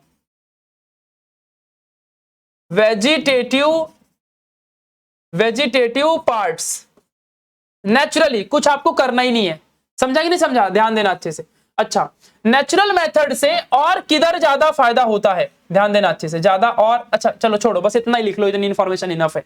अब बात करते हैं आर्टिफिशियल मेथड में। तो आर्टिफिशियल मेथड में, यहां पे आर्टिफिशियल मेथड मतलब हम खुद से किसी भी स्वीट पोटैटो या पोटैटो या टोमेटो, इन सबको प्रोड्यूस कराते हैं खुद से। तो यहां पे क्या होता है, एज पर दी ह्यूमन डिजायर, हमारी इच्छाओं के हिसाब से हम आने वाले जो भी हमारे पास वेजिटेशंस हैं उनको हम प्रोड्यूस करते हैं हमारी इच्छाओं के हिसाब से, as per the human Dzire. इस बात को ध्यान देना अच्छे से, ठीक है। आर्टिफिशियल के मेथड के हेल्प से एक्सप्लॉइटेशन ऑफ सबसे इंपॉर्टेंट चीज लिखने जा रहा हूं, हॉर्टिकल्चर एंड एग्रीकल्चर, इसमें बहुत एक्सप्लॉइटेशन हुआ है। एक्सप्लॉइटेशन का मतलब बढ़ोतरी, इंक्रीमेंट, बहुत ज्यादा फायदा होना, ठीक है। इस बात को ध्यान देना, उग के आना मतलब उभर के आना, जिसके लिए बहुत ज्यादा उसको हेल्प मिली हो। हॉर्टिकल्चर का मतलब क्या होता है बच्चों, आपकी पेज नंबर आई थिंक 2 है ना, हाँ 2 में देख लेना। हॉर्टिकल्चर का मतलब क्या होता है समझ के लो, जिसमें हम लोग ना फ्लावर्स हो गया है ना, फ्लावर्स है, फिर उसके साथ वेजिटेबल्स है, नहीं क्या हॉर्टिकल्चर करने वाले को मतलब जो हॉर्टिकल्चर एक ऐसा कृषि है जिसमें हम फ्लावर उगाते हैं, फ्लावर से परफ्यूम वगैरह बनता है, वेजिटेबल्स जो हम खाते हैं, फ्रूट्स है, तो इन सबको उगाने वाले सिस्टम को हॉर्टिकल्चर कहा जाता है। हॉर्टिकल्चर में ये सब उगाया जाता है। और एग्रीकल्चर में क्या क्या किया जाता है, जैसे कि वीट हो गया, राइस हो गया, है ना, सेरियल्स मतलब दाल हो गए, है ना, ऐसे बहुत सारी चीजें। तो ये सेरियल्स हैं ऐसे, तो ये सब भी बच्चों को नहीं पता होता, ये भी बताते चल रहा हूं, ठीक है, ध्यान देना। अब आर्टिफिशियल मेथड को बच्चों 2 तरीके से किया जाता है। कितने तरीकों से किया जाता है, 2 तरीकों से किया जाता है। तो पहला है कटिंग, ये हम खुद से करते हैं, और दूसरा कौन सा है, ग्राफ्टिंग। दूसरा कौन सा है, ग्राफ्टिंग, वहां पर दूसरा कौन सा है, ग्राफ्टिंग। समझा अच्छे से, तो यहां पे जरा ध्यान देना। अब इसके अंदर की चीजों को समझ के लेंगे, जरा थोड़ा सा अच्छे से समझ के लो वहीं पर।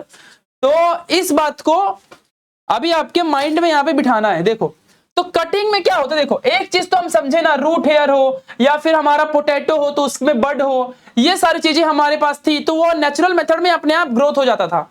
लेकिन आर्टिफिशियल मेथड के अंदर क्या होगा, आर्टिफिशियल मेथड में वो जो बर्ड्स होंगे वो खुद ग्रो करेंगे, उसको हम काटेंगे आर्टिफिशियल मेथड में, काट के किसी में लगाएंगे। चलो दिखाता हूं, आ जाओ। तो कटिंग के अंदर क्या होता है कि the small piece of a plant having one or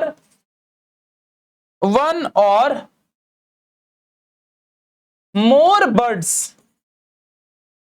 used to propagate मतलब बढ़ाना, ठीक है, ध्यान देना अच्छे से। तो प्रोपगेट ये कटिंग होता है, ठीक है, मतलब कि द कटिंग ऑफ स्मॉल, ऐसा भी लिख सकते हो, यहां पे ऐसे लिख लो, the cutting of the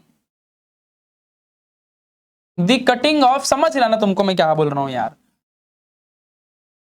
the cutting of, लो हो गया, the cutting of small piece of a plant having 1 or more birds. जैसे कि मान लो अब ये एक प्लांट है और जिसको यहां पे एक बड है, यहां पे एक बड है, तो इस बड को ऐसे काट लो, इसको काट के कहीं और लगाएंगे।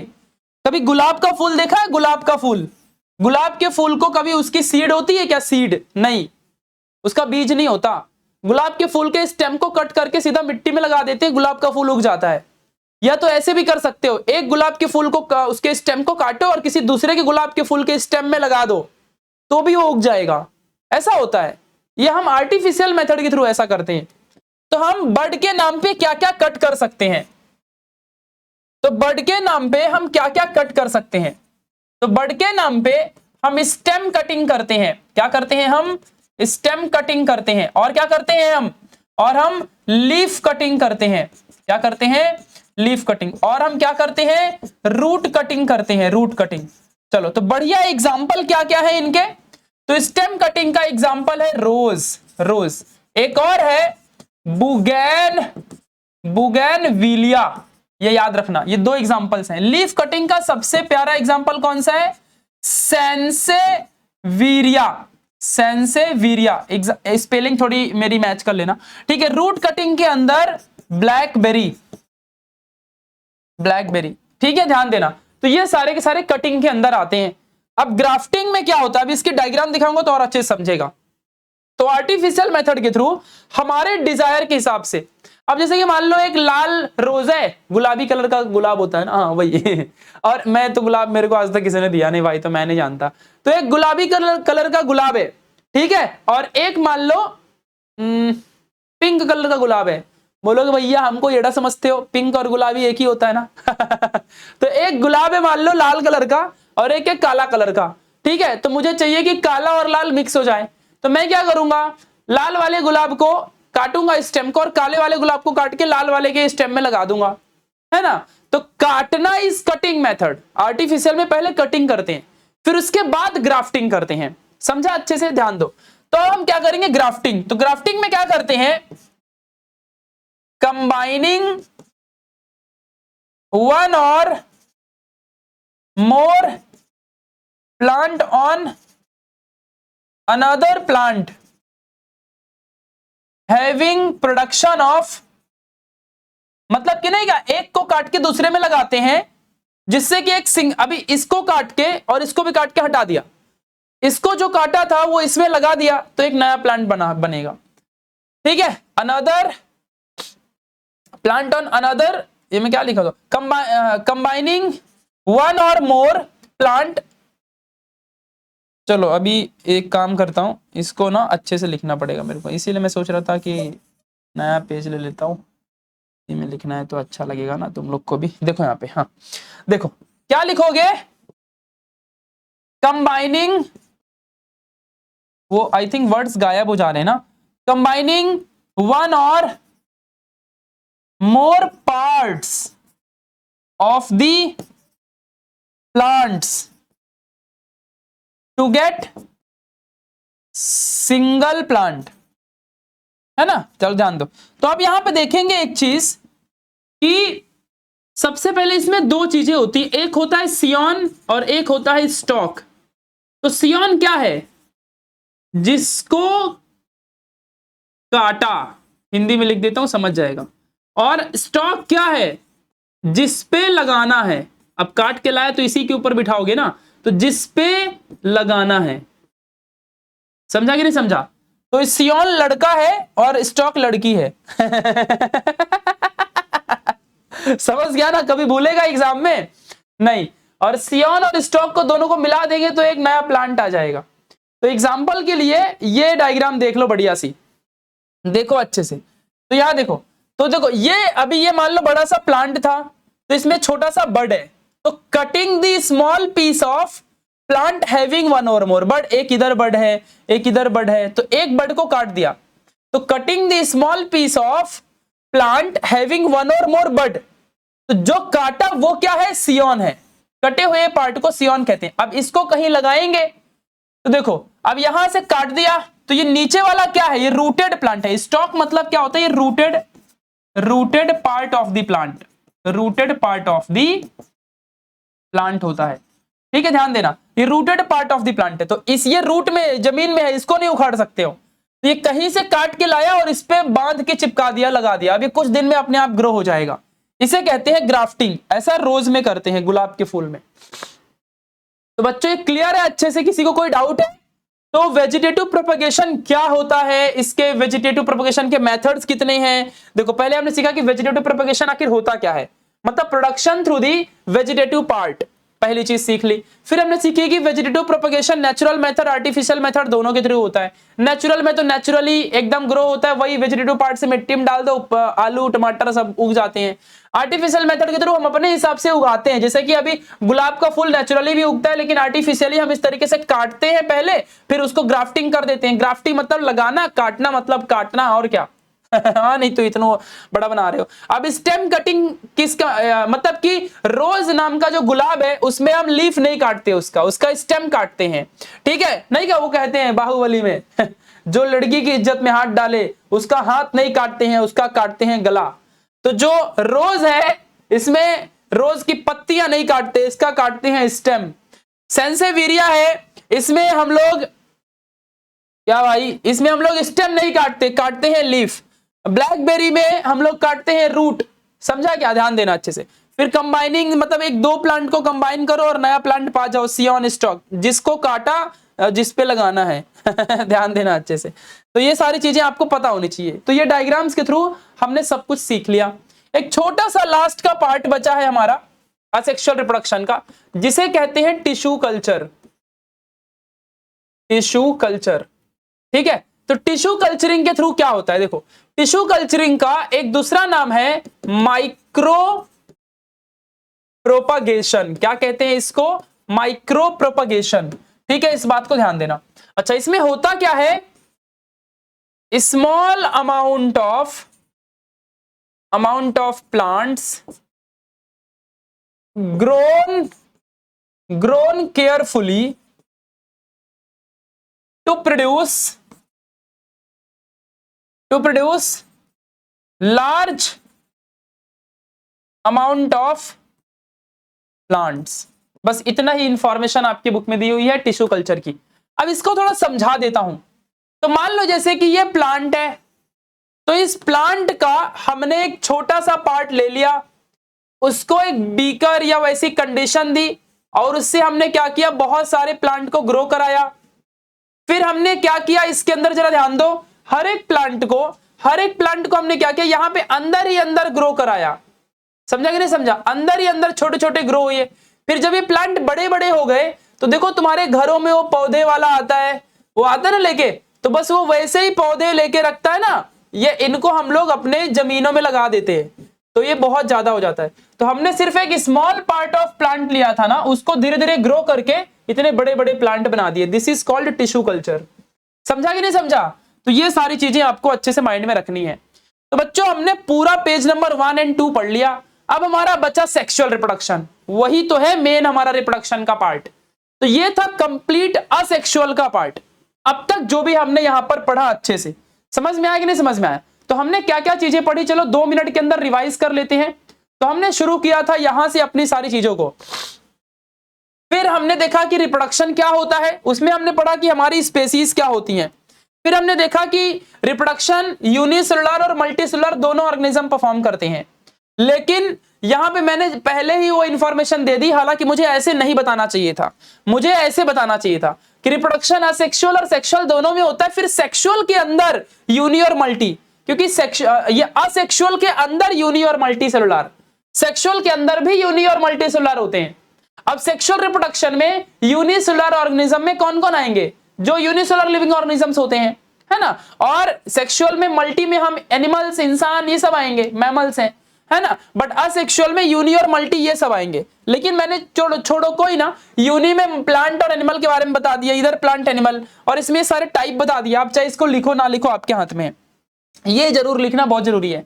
बट इसमें मैंने असेक्सुअल के बारे में बताया है, तो सारी इंफॉर्मेशन लिखो, ज्यादा अच्छी बात है, ठीक है। तो यहां पर मैंने बताया कि असेक्सुअल रिप्रोडक्शन क्या है, morphologically genetically identical living organism का प्रोडक्शन, यह असेक्सुअल से पॉसिबल है। और यूनिपेरेंटल होते हैं, विदाउट गैमेट का कोई इन्वॉल्वमेंट नहीं होता इसमें, प्रोडक्शन ऑफ क्लोन, है ना, ये सब हमने बता दिया, इसमें कोई वेरिएशन नहीं होता। अब बताओ ना, मेल कहां से आता है, फीमेल कहां से आता है, दोनों मिलते हैं तब जाके सेक्सुअल में हम अलग दिखते हैं, वेरिएशन होता है हमारे में, वैरायटी होती है, इनमें वैरायटी नहीं होती है, ठीक है, ध्यान देना। फिर हमने देखा कि इसके अंदर बहुत सारे टाइप थे, जैसे कि यहाँ पे बडिंग वगैरह सब, तो सबको लाइन से पढ़ना शुरू कर दिया। हमारे बुक में आगे पीछे दिया है, हम लाइन से जैसा हमने पढ़ाया वैसा पढ़ लिया। आपको याद रखना, एग्जाम में नीट लेवल, सीटी लेवल कोई भी पढ़ लो, कोई आपको रोक नहीं सकता, आप सबसे आगे जाओगे। बडिंग में क्या होता है, वही आउट ग्रोथ के थ्रू रिप्रोडक्शन होता है, और फॉर्मेशन यहाँ पे performed by uni as well as multi. तो मल्टी हाइड्रा में होता है, यूनि प्रोटोसिफॉन और यीस्ट में। पुरानी बुक में प्रोटोसिफॉन मेंशन नहीं रहेगा, नई बुक में सिर्फ दोनों रहेंगे, पुरानी में सिर्फ यीस्ट दिया होगा, ठीक है, ध्यान देना अच्छे से। तो ये सब कुछ आपको पढ़ लेना, मैंने इसको ज्यादा ही डिटेल बता दिया, यहाँ पे अच्छे से याद कर लो, ठीक है। फिर ये बता दिया कि कैसे यहाँ पे बडिंग होती है, यूनिसेलुलर में दिया हुआ है, ये आपकी बुक में ये भी गलत है। फ्रेगमेंटेशन के नीचे इसका डायग्राम दिया है, जबकि फ्रेगमेंटेशन में स्पाइरो वगैरह का डायग्राम देना चाहिए था, है ना। तो फ्रेगमेंटेशन के नीचे इसका डायग्राम दिया, जबकि ये बडिंग है, तो इस चीज को थोड़ा ध्यान देना। आगे बढ़ेंगे, स्पोर फॉर्मेशन में व्हाट इज स्पोर देखा, फिर उसके अंदर देखा कि types of asexual reproduction, spore sporangium में स्टोर्ड रहता है। फिर एग्जांपल क्लैमिडोमोनास, क्लैमिडोमोनास एक यूनिसेलुलर लिविंग ऑर्गेनिज्म है जो फ्लैजिलेटेड होता है, और ये इस तरीके से हमने देखा कि इसके अंदर क्लैमिडोमोनास है, ये सब कुछ आपने पढ़ लिया। हमने इसका डायग्राम भी देखा था। फिर हमने पढ़ा कि कोनिडिया में, पेनिसिलियम, गैम्यूल में, मर्चेंसिया दोनों प्लांट है, यूनिसेलुलर लिविंग ऑर्गेनिज्म परफॉर्म करते हैं। बाइनरी फिजन प्लांट एनिमल दोनों में होता है, तो एनिमल में अमीबा, पैरामीशियन, म्यूग्लिना और अलग अलग तरीके के बाइनरी फिजन को परफॉर्म करते हैं। बाइनरी मतलब 1 से 2 बन जाना, है ना, डिवाइड करके। तो यहाँ पे प्लांट्स में डायटम और क्लोरेला दोनों यूनिसेलुलर लिविंग ऑर्गेनिज्म में प्लांट है, तो दोनों बाइनरी फिजन करते हैं। आगे बढ़ेंगे, फ्रैगमेंटेशन कुछ इस तरह होता है, ठीक है। आगे बढ़ेंगे, वेजिटेटिव प्रोपगेशन पढ़ा, तो इसमें इन्वॉल्वमेंट ऑफ वेजिटेशन, वेजिटेशन मतलब आलू टमाटर, ठीक है। फिर पोटैटो और स्वीट पोटैटो में वेजिटेटिव पार्ट होता है, ये ब्रायोफाइलम एक अच्छा एग्जांपल है, डेफिनेशन लिख दिया यहाँ पे। वेजिटेटिव प्रोपगेशन को 2 मेथड से करते हैं, एक नेचुरल, एक आर्टिफिशियल। आर्टिफिशियल कुछ इस तरह से होता है जिसमें हॉर्टिकल्चर और एग्रीकल्चर को ज्यादा फायदा हुआ है। हम अपने ह्यूमन डिजायर के हिसाब से आर्टिफिशियल मेथड से नए नए प्लांट को उगा सकते हैं, जैसा हम चाहेंगे वैसा। नेचुरल मेथड में इस अपने आप नेचुरली हो जाता है।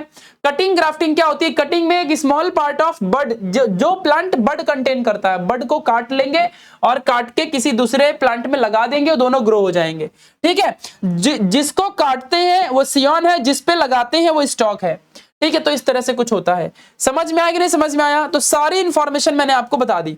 लास्ट इंफॉर्मेशन थी टिश्यू कल्चर की, वो भी समझा दी। और ये आप ध्यान रख लो कि रूट में, रूट जिसका, देखो अब ये क्या है, जो वेजिटेटिव प्रोपगेशन के थ्रू होते हैं, तो रूट के थ्रू ग्रोथ करके कौन कौन से वेजिटेशन प्रोड्यूस होते हैं? Sweet potato, asparagus, dahlia. Leaf के थ्रू ब्रायोफाइलम, एग्जांपल मैंने खुद दिया था इसका, कैलेंचो है, बेगोनिया है। फिर स्टेम के थ्रू राइजोम है, टर्मेरिक है। तो ये सब मैंने आपको समझा दिया, समझ गया?